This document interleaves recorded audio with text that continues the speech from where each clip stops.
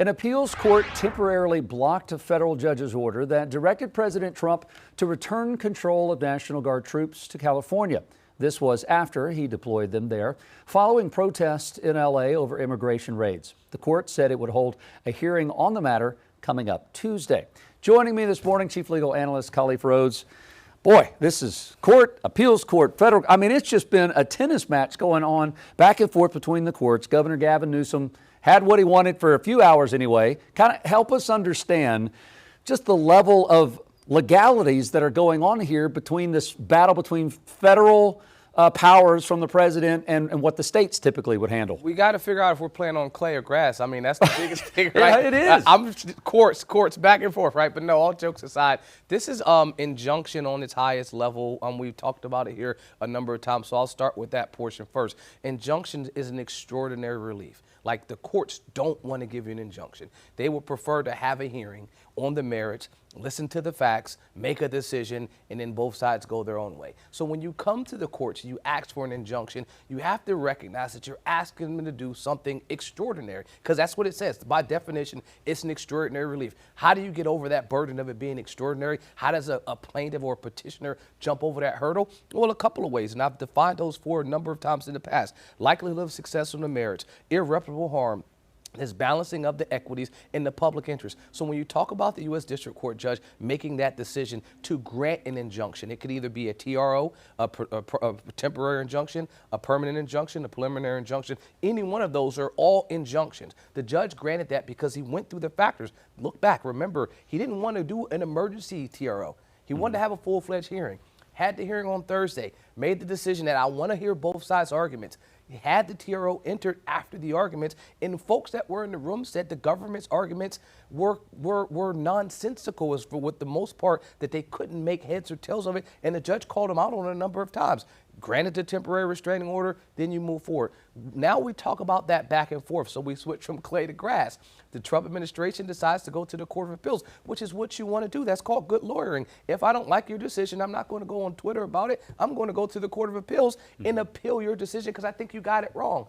So now you get to the Court of Appeals and you do this emergency appeal. I want you to give me relief from this court that did something extraordinary and they shouldn't have done that.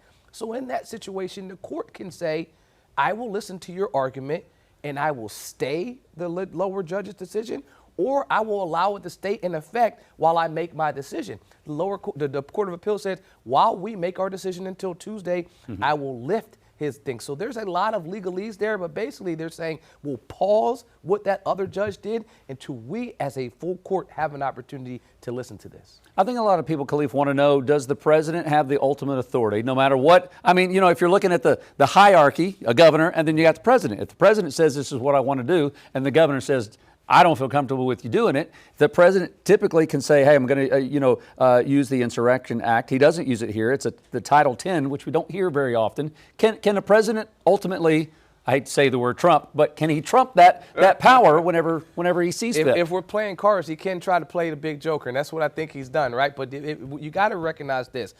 Our Constitution was drafted by giving a number of rights to the states, but also drafted by giving a lot of rights to the federal government. And in this situation, this is a test to see states' rights versus federal rights in that constitutional pool to see, does the Constitution's, does its strength and merits rely on our co-equal branches of government? So in this situation, the governor typically controls the National Guard. The president controls all the troops. He has 100% control over that. But the National Guard, they are dual controlled, where they go and answer to the governor and to the federal government. But their funding comes from the state. And so it has to be another extraordinary situation where you can say there's a rebellion, not an insurrection, but a rebellion, that they are rebelling against the United States. Once that's triggered, yes, the president then at that moment can have the opportunity to take over, to gain control of the National Guard. What Governor Newsom is arguing, and what a lot of other folks in California is arguing, is that